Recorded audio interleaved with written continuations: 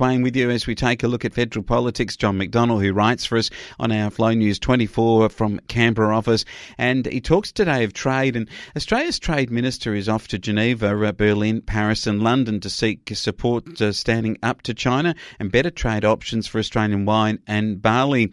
And there is, as Dan Tehan makes this trip, some really important positioning for the government, particularly given the recent situation in Canberra and what many may say distraction politics from some of the key issues that help economically to move us forward. Trade is one of them.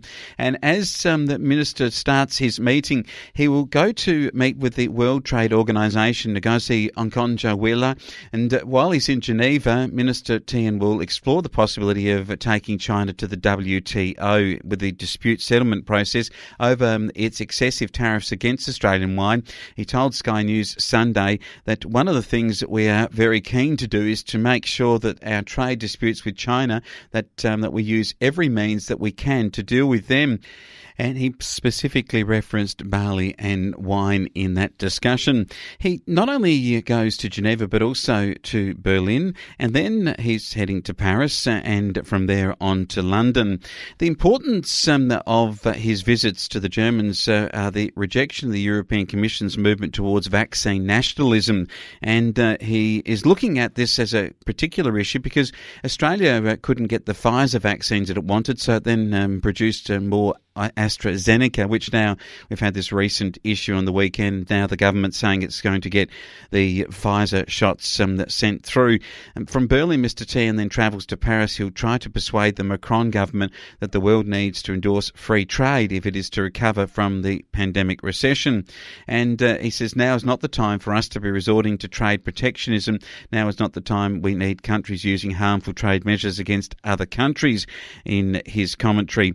But then after Brussels, the Minister will go to London, and this could be for Australian agriculture one of the most important visits. He'll meet with the UK Trade Minister Liz Truss, and the free trade agreement with the Brits is almost done and dealt with, but it's very important that it's completed. And Britain is a replacement market for Australian products like barley and wine that have been excluded from China. If Dan Tehan achieves only half of his ambitious program, John writes, he'll have made a significant contribution to Australia's post-pandemic recovery.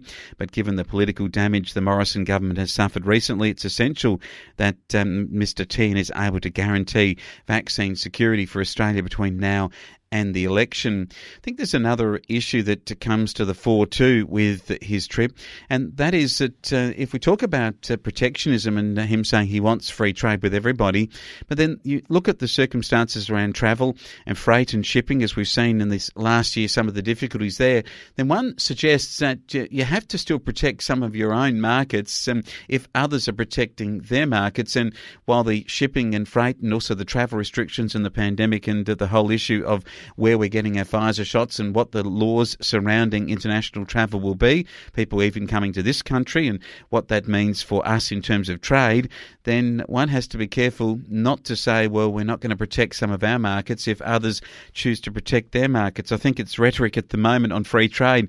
I suspect that there's going to be more protectionism still around the corner.